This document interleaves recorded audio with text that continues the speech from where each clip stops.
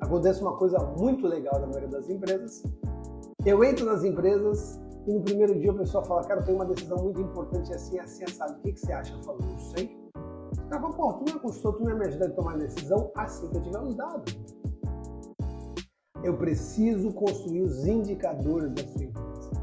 Aí vem uma diferença enorme, por exemplo, de um empreendedor tradicional. Ele é criativo, ele é inovador, ele às vezes age pela intuição.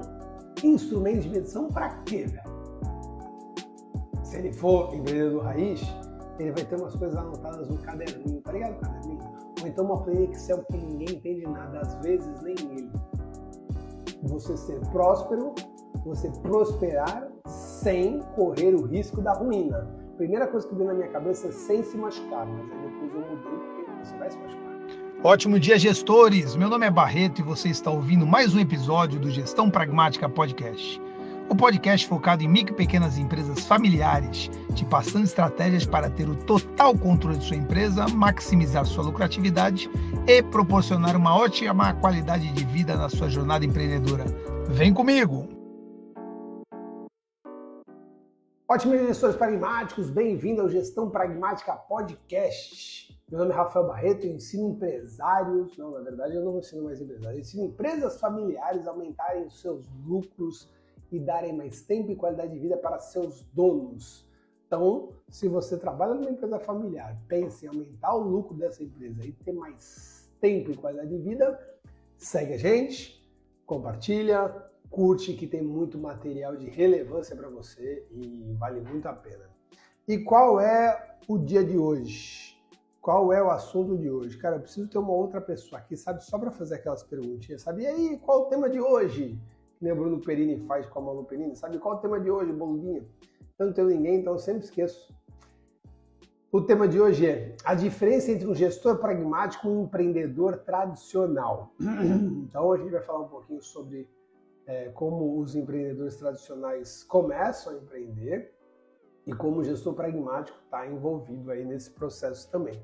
E muitos se enganam quando pensam que ao eu levantar a bandeira do gestor pragmático, daquele cara que faz acontecer, para isso eu jogo tomate no empreendedor comum, no empreendedor tradicional. E cara, não é assim que funciona. Eu continuo acreditando muito na gestão pragmática, sim, porém, o gestor pragmático ele é um complemento do empreendedor tradicional. O empreendedor tradicional ele tem um monte de coisa bacana que o gestor pragmático, para se tornar esse cara todo, esse gestor pragmático, ele precisa também continuar fazendo a parte do empreendedor tradicional. Então a gente vai falar bastante sobre isso daí, tá? Só pegar aqui que eu consegui puxar o negócio todo. Então, longe de mim reclamar aí dos empreendedores tradicionais, eu só vou trazer um plus, eu só vou trazer algo um pouquinho a mais para colocar no empreendedor tradicional. Porque o empreendedor tradicional tem várias qualidades, eu enumerei 5 hoje, várias qualidades que sem elas vai ser mais difícil empreender. Inclusive, esse foi minhas grandes dificuldades. Um dos meus arrependimentos na vida sim, me arrependi de bastante coisa que eu já fiz na minha vida. E se você não se arrependeu de nada que você fez na sua vida, irmão, deixa eu te explicar uma coisa. Primeiro tudo, deixa eu ligar isso aqui, que eu já esqueci de ligar o YouTube para variar. Então, só fazendo aqui uma repaginação, o papo de hoje vai ser... olha só, eu tô totalmente doido hoje na parada aqui. Deixa eu voltar pro tema. Galera, que é o seguinte, agora eu tenho que fazer aqui pro Insta e eu tenho que fazer pro YouTube. E aí eu sempre esqueço de ligar uma, né? Sabe o que é isso? Que eu sou tiozão. Ontem eu fiz 44 anos. E aí eu me tornei o velho old school, sabe? Que fica um pouco longe de tecnologia. Esse é o B.O. Então, vocês que estão comigo aí, me desculpem. Deixa eu fazer um bate-papo aqui rapidinho. 2 minutos de introdução pro YouTube. Ótimo dia, gestores pragmáticos! Bem-vindo ao Gestão Pragmática Podcast. E meu nome é Rafael Barreto, ensino empresas familiares a aumentarem os seus lucros, dando mais tempo e qualidade de vida para os seus donos. Então, segue a gente aí, é muito importante. E hoje a gente está falando sobre a diferença entre gestor pragmático e empreendedor tradicional. Um dos meus maiores arrependimentos foi não ter empreendido antes. Eu deveria ter empreendido um pouquinho antes. Eu acho que eu comecei a empreender com 39 anos. E esse lance da gestão pragmática, galera, de ser um cara gestor, analisar os números, etc e tal, eu não fiz isso de caso pensado. Isso foi acontecendo na minha vida, né? Então, eu, quando era supervisor de exportação marítima, entrei na parte de qualidade, comecei a conhecer um pouco do processo. Quando eu caí no Sebrae, comecei a entender que se você analisasse números, a vida ficava muito mais fácil. E foi aí que eu corri. Então, ser um gestor, trabalhar com gestão, com administração, não foi uma decisão minha. Foi algo que aconteceu na minha vida. Já ser empreendedor foi uma decisão minha tardia. Esses são os meus arrependimentos. Hoje, eu incentivo os meus sobrinhos, eu tenho 4 sobrinhos, 3 deles já empreendem, Renan, Ricardo e Bruninha. Nenhum dos 3 trabalha CLT para estresse dos pais deles, e eu tenho certeza que eles algumas vezes falam: meu irmão, o Barreto está sendo não uma boa companhia para os nossos filhos, que nossos filhos não têm CLT, não têm carteira assinada. Inclusive, no início foi muito, muito complicado para a mãe de um deles. Hoje ela já está entendendo mais. Mas eu tenho certeza que pelo menos um pouquinho na cabeça deles fui eu que coloquei essa para empreendedorismo. Tenho uma sobrinha que ainda está muito nova e meus filhos também. Se depender de Moá, se depender de mim, não vão ser colaboradores, vão ser empreendedores. Eu acho que sim, vão ser colaboradores no início, porque é um aprendizado animal. É um aprendizado animal. Então, para ganhar bagagem. Então, ser colaborador não no sentido de ganhar dinheiro como moeda de troca, e sim ganhar aprendizado como moeda de troca. É lógico que se ganhar um dinheirinho, melhor para eles, eles cuidam da vida deles, né? Melhor para mim também, que eu não tenho que ficar sustentando marmanjo. Então, esse foi uma parada que eu me arrependi. E o empreendedor tradicional, ele, cara, começa com as ferramentas que ele tem. E eu não comecei porque eu não tinha essas ferramentas. Eu conheci vários empreendedores tradicionais que tiveram muito sucesso. E o empreendedor tradicional raiz mesmo, às vezes ele não tem nem estudo. Às vezes ele não tem nem estudo e funciona. Barreto, então, e cara, eu faço às vezes algumas coisas óbvias aqui, mas só pra gente entender. Barreto, então não precisa ter estudo? Não, precisar não precisa, porque tem muita gente que empreendeu sem estudo. Mas a pergunta não é essa, a pergunta é: estudo importa? É óbvio que importa, e importa para um cacete, tá bom? Então vamos pegar alguns empreendedores tradicionais aqui, cara. Eu vou pegar o proprietário da BB Kids da Lua de Cristal. Cara, foi muito legal essa história, porque ele era um açougueiro, passou um tempo, ele não aguentava mais acordar de madrugada para cortar carne, etc. E tal, ele montou com a sua esposa a primeira lojinha de roupa para bebê, chamada Lua de Cristal. E depois ele foi e montou uma loja grande chamada BB Kids. São as duas lojas que ele tem. Cara, ele trabalhou nessas lojas durante muitos anos e passou para os filhos deles. Os filhos deles me contrataram como consultor. Isso foi no ano 2018, se não me engano. O que é legal? Legal que eu conversando com todos eles, o pai dele um dia virou e falou assim: cara, pô, legal esse trabalho que vocês fazem. Eu falei: como é que foi com o senhor? Ele falou: comigo fui eu mesmo, do zero. Não precisa de consultor, não precisa de tecnologia, não precisa de nada. Naquela hora ficou todo mundo meio panguando assim, sabe? E ele não falou aquilo de narcisista, de nariz empinado, não. Ele quis dizer que, cara, era o que eu tinha e eu fiz acontecer. A gente até brincou, né? Pô, o senhor foi empreendedor raiz, a gente está sendo empreendedor Nutella aqui. Cara, o empreendedor tradicional tem um pouco dessas raízes mesmo, né? Então, funcionou de uma forma maravilhosa e funciona até hoje. Hoje, muito bem sucedido, muito bem liderado pelos seus filhos, mas tudo começou com o casal fundador, né?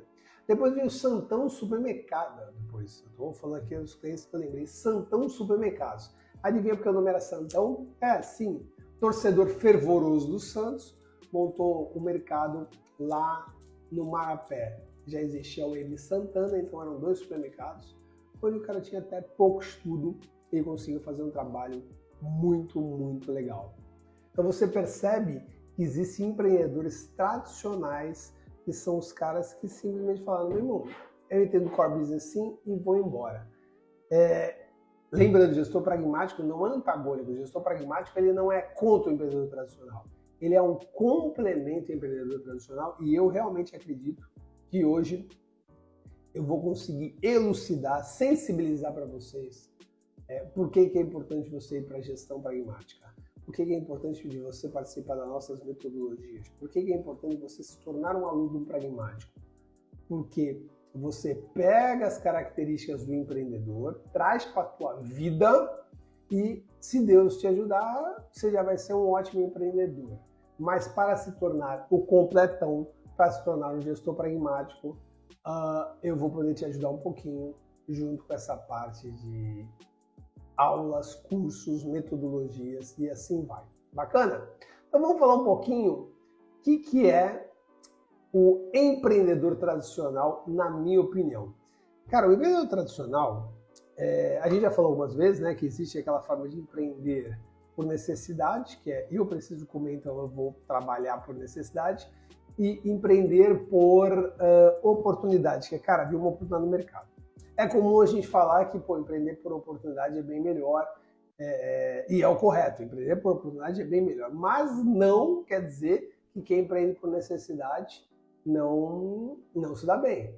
Aliás, é aquilo que a gente sempre fala, cara, quando você não tem muita escolha, quando você não tem muito a perder, você toma várias decisões as quais tem que dar certo. Se você não tem escolha, você só tem uma escolha, você tem que fazer aquela dar certo. Se você não tem a perder, você é mais ousado. Então, o empreendedor tradicional, nesse caso, não sei se você tem a perder ou não, mas o empreendedor tradicional, ele pensa bastante assim, fala, cara, tenho que fazer acontecer. E a primeira coisa que o empreendedor tradicional tem é a visão criativa. Cara, o empreendedor tradicional, ele pensa de maneira diferente dos outros e pensa como solucionar problemas, tá certo? Ele vai atrás de oportunidades únicas no mercado, então ele começa a pensar como entregar mais, melhor, mais eficiente, mais rápido aquele produto no mercado. O que é legal a gente entender do empreendedor tradicional, então, por exemplo? Cara, se você quer empreender, você precisa ter a visão criativa ou colocar alguém para fazer esse trabalho de ser aí o visionário criativo na sua empresa. Mas eu trabalhei muito tempo com os caras de marketing, né? Eu trabalhei na faculdade de publicidade e propaganda e tudo. E por cultura, por comportamento, a criatividade e a gestão, às vezes, elas estão distantes uma da outra. Um profissional de marketing, vocês já viram uma agência de publicidade que tem uma mesa de sinuca no meio da sala, sabe? Aquelas coisas mais malucas, mais bagunçadas, etc. e tal. Então, é isso que acontece com as empresas por aí. Elas são criativas e por irem muito para a criatividade, elas deixam um pouquinho a disciplina. Pelo amor de Deus, não estou falando em momento algum que se você tiver uma mesa de sinuca, tiver um videogame, isso vai atrapalhar. Mas eu, por exemplo, que sou um cara apaixonado por videogame, eu precisei vender meu videogame, ele ficava aqui, já não tem mais videogame. Por quê? Porque eu sei que o videogame vai consumir meu tempo. Eu vou ver cada vez mais isso, eu vou querer jogar cada vez mais, eu vou dedicar tempo que era dos meus filhos, dos meus estudos, dos meus exercícios para o videogame. Eu já conheço, é tipo um vício, tá? É tipo um Alcoólicos Anônimos, então eu não posso ter ele aqui. Visão criativa é animal, mas quando a pessoa pensa só na criatividade, só na visão criativa, ele pode deixar a gestão um pouquinho de lado. Então, eu só estou falando isso porque em algum momento a gente vai entrar em gestor pragmático, você vai precisar entender um pouco isso. Então, de 0 a 10, começa a pensar aí, qual é a nota que você se dá para a sua visão criativa? Eu vou te falar, a minha é baixa. Eu sou um cara pouco criativo. Eu sou um cara mais voltado para a gestão. Então, eu vou usar, inclusive, as minhas notas para até conseguir justificar, mas não explicar, a minha demora em empreender. Então, visão criativa é uma coisa baixa. Segundo que o empreendedor tradicional tem, eu tinha 0, mano. Ai, meu Deus do céu, eu era horrível nisso. Disposição para riscos. Tá, vou até ler um trecho aqui, porque como eu não sou bom em disposição para ricos, disposição para riscos, na verdade eu não era bom, velho. Porque se eu tô passando aí uns perrengues, correndo uns riscos animal, pensando em alta rentabilidade, eu tô começando a gostar dessa parada. Disposição para riscos. Estão dispostos a assumir riscos calculados e a enfrentar a incerteza em busca de recompensas maiores. Eles entendem que o empreendedorismo envolve riscos inerentes. Cara, primeiro de tudo, eu adoro essa frase de riscos calculados, né? Ah, o empreendedor corre riscos calculados. A primeira vez que eu vi essa frase estava dentro do Sebrae, no curso Empretec, que é um curso representado aqui no Brasil pelo Sebrae, mas é um curso da ONU. Inclusive a Sandra entrou agora, a Sandra Helena, ela fez o Empretec, o Aécio fez o Empretec, o Natan fez o Empretec, vários dos nossos alunos fizeram o Empretec, que é um curso da ONU, da Organização das Nações Unidas, onde ele fala das 10 características do comportamento empreendedor. Uma delas é essa, correr riscos calculados. Ou seja, você precisa correr risco sim, mas não é correr o risco da ruína. O que é correr o risco da ruína? Se der errado, você está arruinado. Correr risco calculado se der ruim, você se machuca, mas não quebra. Se der bom, irmão, deu para entender? Essa é a pegada. Então, o empreendedor tradicional, ele tem essa disposição para riscos.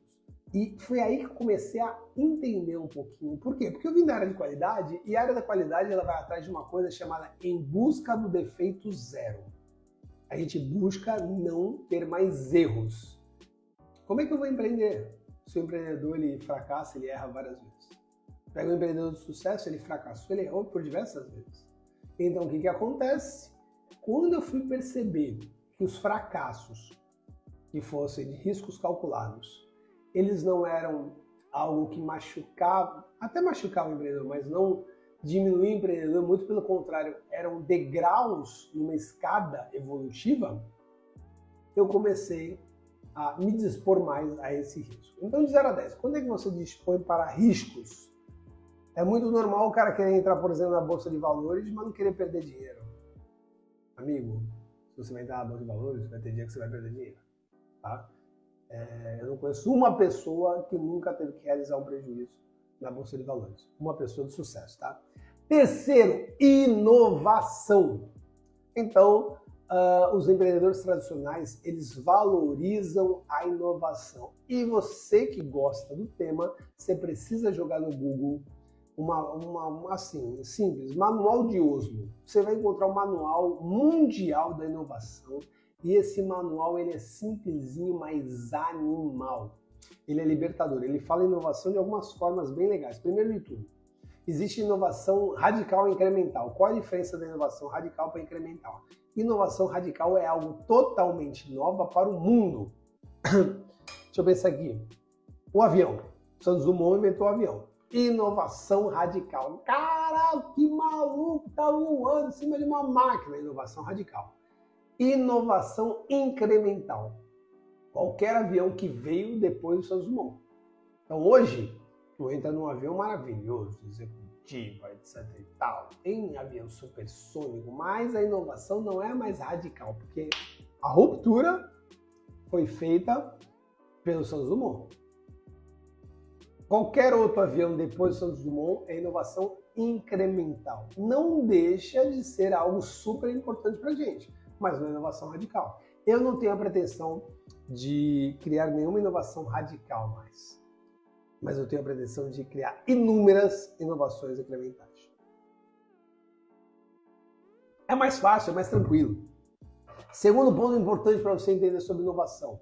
Inovação você pode fazer para o mundo, Steve Jobs, Bill Gates. Você pode fazer para a tua cidade, você pode fazer para o teu bairro, você pode fazer para a tua rua, até mesmo para a tua empresa. Então, de repente, vai lá um cara, inventa máquina de frango. Aqui eu gosto de chamar de máquina de frango a cambalhota, sabe? Aquele frango que fica rolando. O cara que inventou aquilo fez uma inovação radical. Na verdade, nem inovação radical, porque assar o frango já todo mundo sabe, né? Uma inovação incremental, porque deixou ali ele automático.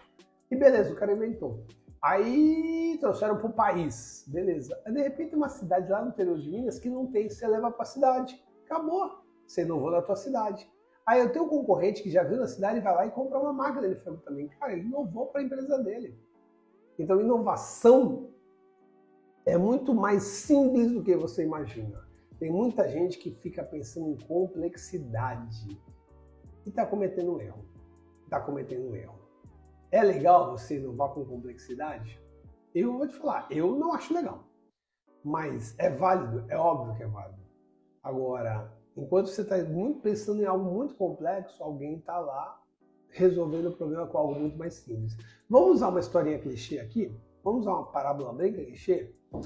A NASA estava, né, os astronautas estavam no espaço, etc e tal, estavam vendo uma coisa muito legal e precisavam fazer anotações.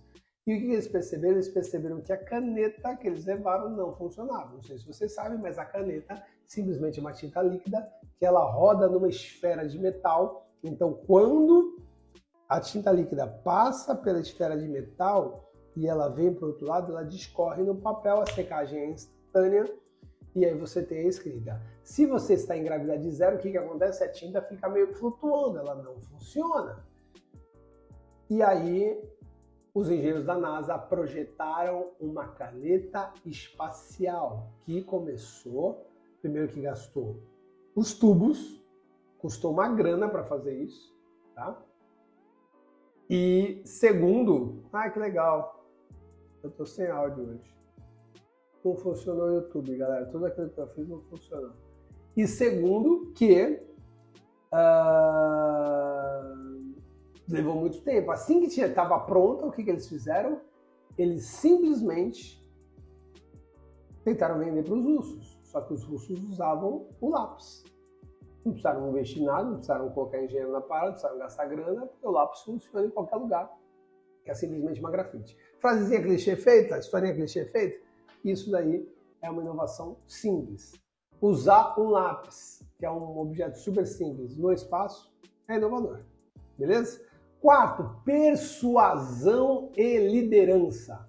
Persuasão e liderança, muitas vezes os empreendedores tradicionais, eles precisam persuadir investidores, precisam persuadir colaboradores, todas as partes interessadas. E vamos combinar? Um ótimo empreendedor, ele sabe fazer seu trabalho, né? Um ótimo empreendedor, ele sabe persuadir e liderar sua equipe. E 5, mentalidade de crescimento. Dentro do empreendedorismo, a gente fala muito que quem não cresce, perece. Ai, Barreto, eu não quero crescer, eu tô bem velho. Não funciona muito esse negócio. Por quê? Porque você precisa ter uma constância de crescimento, nem que seja para você continuar evoluindo com o mercado, com a inflação, e segundo, para você não abrir tantos espaço assim para concorrentes. Então você precisa continuar crescendo. Você precisa ir em busca de novas oportunidades, de ser mais eficiente, assim vai. Esses são 5 passos para você ser um empreendedor tradicional. E galera, o que eu vou falar? Pare de pensar em mentalidade de crescimento, não seja persuasivo, para de pensar em inovação, não tenha disposição para riscos, esqueça a visão criativa. Não, são 5 características, 5 qualidades que o empreendedor tradicional tem e você precisa correr atrás. Você precisa ter esses pontos. E eu pedi para você colocar 0 a 10 nesses aqui, né? Se você deu nota 9 para cima em todos eles, você tá se achando muito, não tá não? Então, galera, diferente do que muita gente fala por aí, que você precisa evidenciar, fica cada vez mais forte os seus pontos fortes e não ligar tanto para os pontos fracos, eu penso ao contrário. Eu penso nisso como um boletim. Você tem que passar de ano em todas. Lógico, um ou outro você vai tirar 10, o outro você tem que passar de ano. Então eu sou muito a favor de melhorar meus pontos fracos. O que as pessoas não entendem quando alguns mentores falam, olha, esquece os pontos fracos e fortalece os pontos fortes. Por exemplo, sua comunicação é boa, deixa ela cada vez mais forte e deixa, por exemplo, o teu financeiro que você não é muito bom para outra pessoa. Peraí, ele não está falando para você abandonar o financeiro, ele está falando para você fortificar o teu ponto fraco sim, com uma outra pessoa que manja mais. Mas você precisa ter um certo conhecimento. Então, por exemplo, eu não sou um cara bom de documentação, eu não gosto de preparar documentos, procedimento operacional padrão, manuais, eu não gosto. então eu simplesmente abandono? Não, eu tenho o Michel, que, cara, é uma ignorância no assunto de documentação. Então pronto. Cara, restaurante, quando a gente fala de gestão para alimentação fora do lar, restaurante. Cara, eu frito um ovo male-male, mano. Só que eu tenho o Miqueias, eu tenho o Michel, eu tenho o Arnaldo. Arnaldo e Michel são chefes de cozinha. O Miqueias trabalhou 10 anos no Habib's. Então, de uma forma ou de outra, eu fortaleci esses meus pontos fracos. Não com a minha pessoa, e sim com uma outra. Então, você precisa, sim, estar com uma notinha aí, acima de 7 em todos eles, mas seja sincero, porque provavelmente pode ser que um caso ou outro você não esteja com uma nota acima de 7, trabalhe para isso. Exposição para riscos, por muito tempo a minha nota foi 0, irmão. 0. Hoje eu bato 7. Visão criativa, inovação, são 2 pontos que eu sempre preciso trabalhar para passar no exame ali, sabe? Na DP.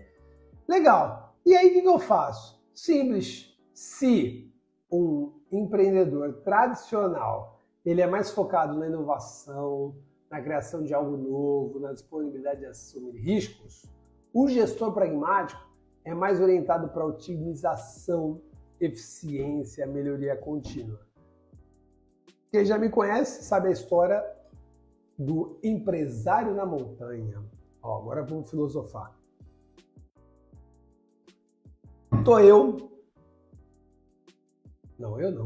Porque eu não posso mais falar assim, né? Vamos pensar, tem um gestor, um gerente que está no chão ali, na base do Everest, e tem um empreendedor tradicional, um empreendedor ousado. Ele vira pro gestor e fala, vamos subir?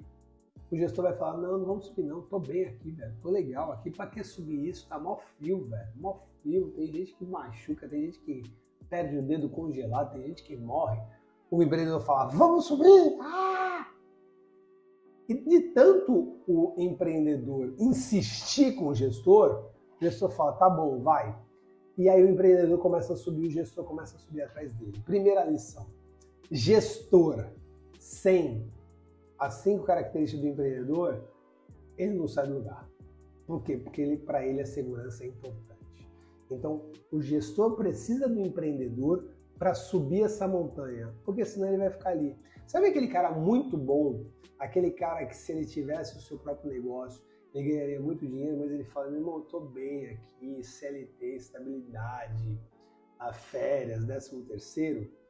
Não diminuindo, pelo amor de Deus, só tô explicando. Esse cara, por ele ser gestor, ele fala, meu irmão, tá tudo organizado, eu sei onde eu vou chegar. Pode ser um pouco mais lento, mas eu sei onde eu vou chegar. Então, essa é a grande dificuldade para os gestores se tornarem empreendedores, a ruptura nesse sentido. Ele não quer subir a montanha, tem que ter alguém, seja um empreendedor, seja um mentor, seja um coach, sei lá, que vai falar, vamos subir essa desgraça. E aí o empreendedor faz com que o gestor suba, o gestor vai ganhar muitos pontos com isso. Nesse momento ele foi impulsionado, ele foi ajudado pelo empreendedor. Os dois chegaram no pico do Everest. Parabéns. O empreendedor olha lá para baixo e fala, eu vou pular, eu vou voar. I believe I can fly. Aí ele sai correndo, na hora que ele vai pular ele não consegue. O gestor está segurando a camisa dele e falando, pular não, eu sei o que eu estou falando. Ou seja, na primeira lição, o gestor ganhou muito com o empreendedor por ter subido a colina, por ter subido o Everest. No segundo momento, o empreendedor ganhou tanto quanto o gestor porque não se matou, porque não se jogou, o gestor segurou ele. A junção do empreendedor com o gestor faz o Capitão Planeta. Agora só os caras de mais de 40 anos vão entender a referência, tá? Que era um desenho animado.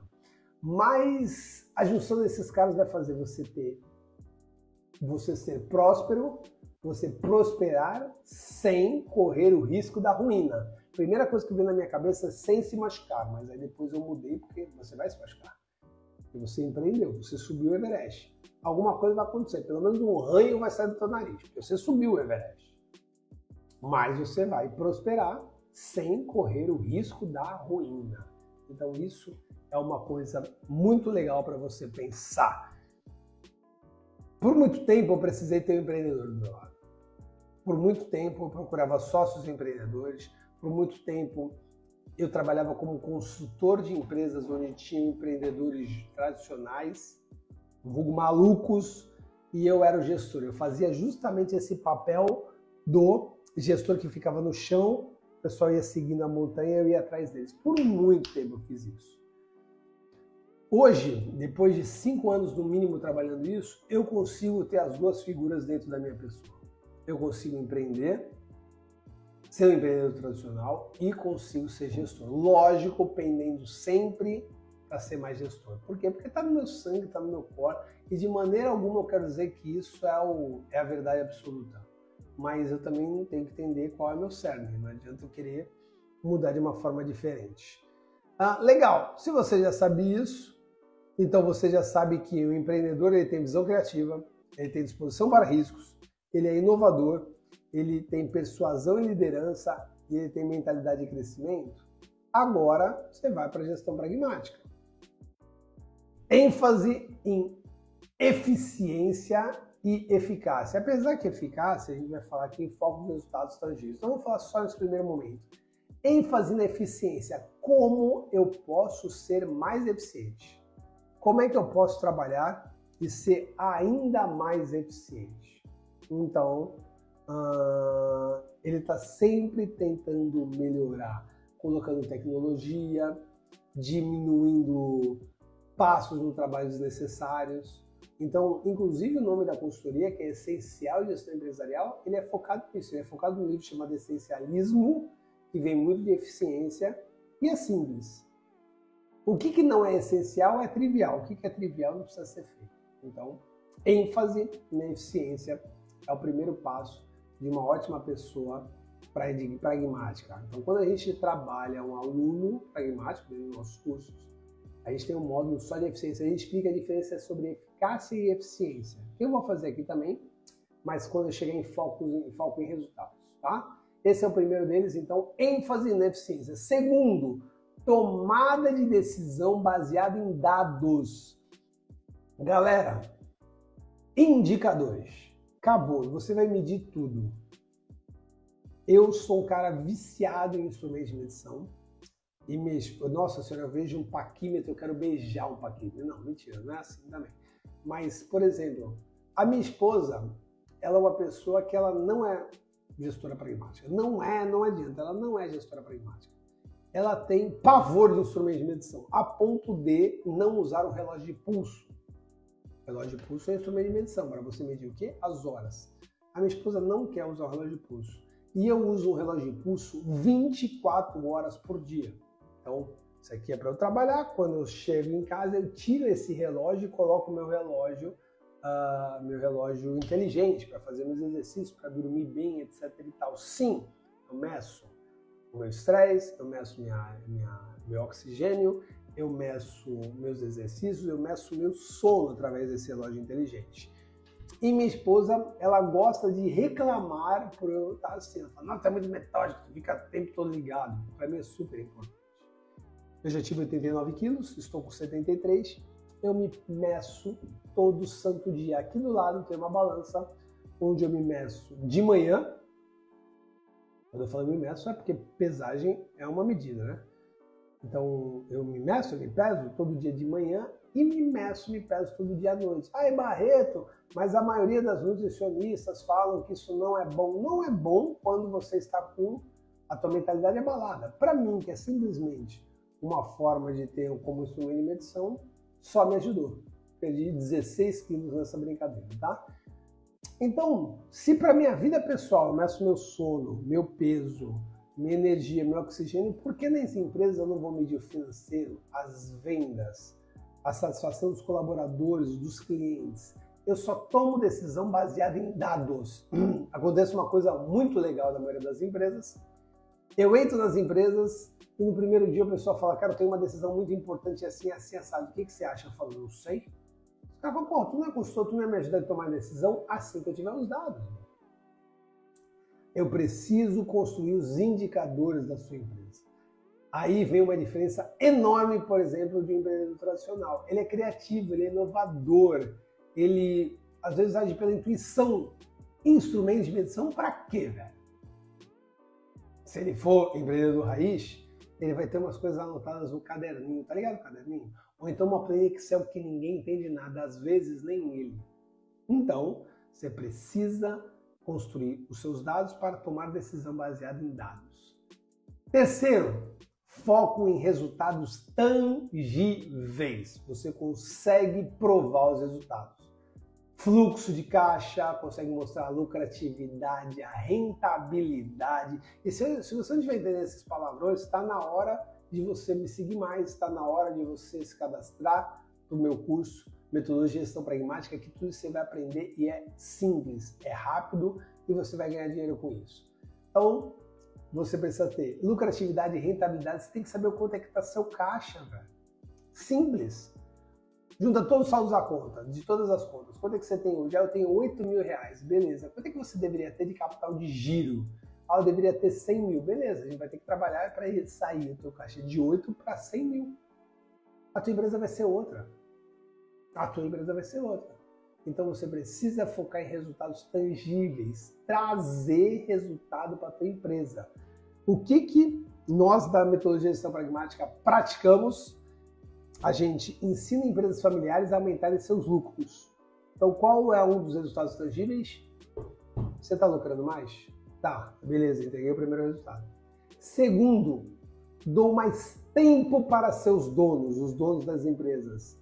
O cara tá conseguindo trabalhar menos? O cara tá conseguindo ficar com a família dele? O cara tá conseguindo viajar? O cara tá conseguindo folgar?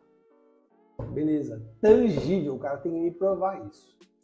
Sim, entreguei a segunda promessa. Terceira, qualidade de vida. Como é que tá a cabeça dele? Ele tá feliz?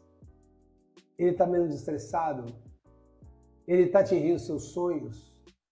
Ele tá vivendo com a sua família bem? Terceiro resultado positivo, tá?